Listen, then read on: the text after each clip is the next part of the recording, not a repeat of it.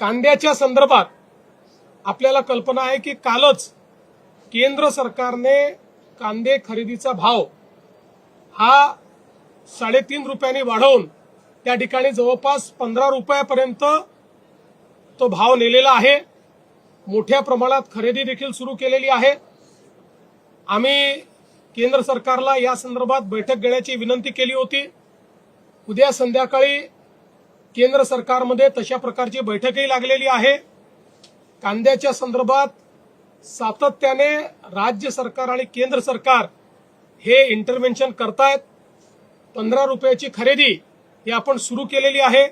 Market intervention आपण सुरू केलेलं आहे। निश्चितपणे शेतकऱ्याच्या संदर्भात राज्यातलं सरकार हे संवेदनशील आहेत। काही लोक विनाकारण या संदर्भात राजकारण करू इच्छितात आणि फोटो ऑपॉर्च्युनिटी करण्याचा प्रयत्न करतायत।